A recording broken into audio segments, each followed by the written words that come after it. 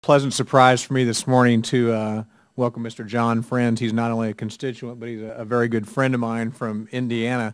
Mr. Frenz is owner of Frenz Schmidtknecht, Incorporated, which includes two Montana Mike's family restaurant. The restaurants are located both in Illinois and Indiana. Mr. Frenz today, though, is testifying on behalf of the National Restaurant Association, which represents more than 380,000 member restaurants and establishments. John also sits on my Small Business Advisory Committee, so we're in close contact all the time. And if you're ever in Vincennes, Indiana, I can recommend Montana Mike's with the highest. It's a 4-star in my book. And John, when you go home, tell them I was at work today, if you don't mind telling the folks in Knox County. So, but I would offer Mr. John Frenz.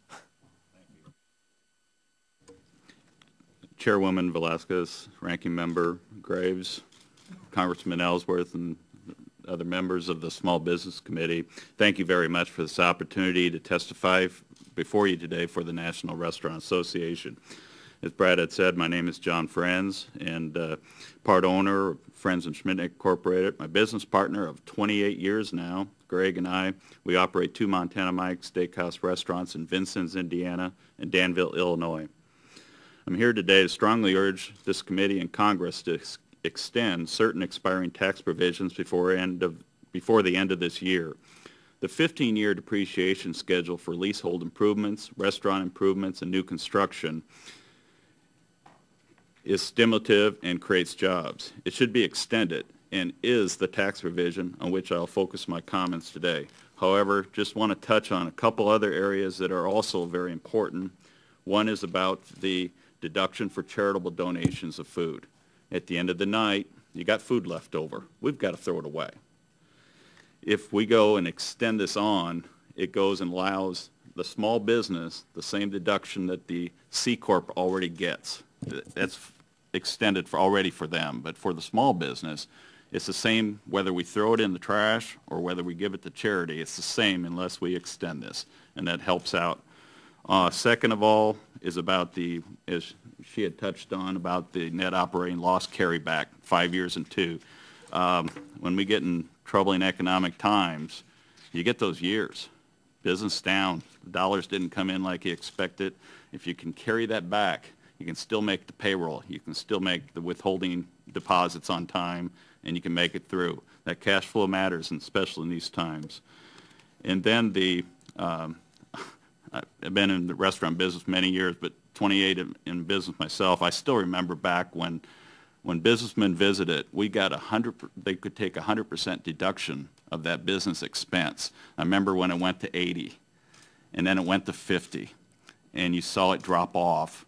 More reason that 3 martini lunch doesn't exist anymore.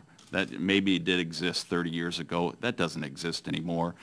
If a businessman can bring another businessman to close a sale, to potentially find new customers, if they can go and deduct that meal as a business expense, it brings in business to the restaurant industry, generates dollars, generates jobs, generates income tax. And the main thing that hits me is the extension of the 15-year rather than the 39-year depreciation schedule. And there's further details on that stuff on my written form that I had turned in. But for restaurateurs, this provision has made significant capital available for expenditures with the tax savings that result. Those capital expenditures for expansion and remodeling translate into jobs in the rest of the economy, as well as increased sales and employment at the restaurant, all of which are really needed right now. When restaurants invest in construction and renovations, the impact spreads throughout the economy. Before the economic downturn, the restaurant industry spent more than $10 billion in 2007 on construction of restaurant buildings. According to the Bureau of Economic Analysis, every dollar spent in the construction industry generates an additional $2.39 in spending in the rest of the economy, and every $1 million spent in the construction industry generates another 28 more jobs in this economy. That means the restaurant industry construction spending created 280,000 jobs in 2007. In fact, Congress has frequently enacted shorter depreciation schedules to stimulate the economy and create jobs. As far back as the 107th Congress, shorter depreciation schedules for different pieces of this entire provision for leasehold improvements, restaurant, and construction have been included in various economic stimulus bills. Even during those difficult economic times, some business owners are in the position to expand and grow their business. In fact, 42% of restaurateurs, like me and my business partner, are planning to make a capital expenditure for equipment over the next 6 months. In our business at Montana Mike's and Vincennes, right now we're planning to put on an addition. We have those times on Friday nights, Saturday nights, and Sunday at lunchtime. We have people waiting for 20 minutes to 30 minutes to seat. Well, we got those customers. We need to expand to take care of those customers. This 15-year depreciation expires the end of this year. So we have a short period of time to get the financing arranged, get the building built, and put into use. Depreciation doesn't start till the project is actually put into use. So if it doesn't get done till on January 1st, first time used, then we'd be on the 39-year depreciation schedule. What does that mean? Over that 15 years, let's say it was, I'll just take a figure, $150,000 to add that addition on.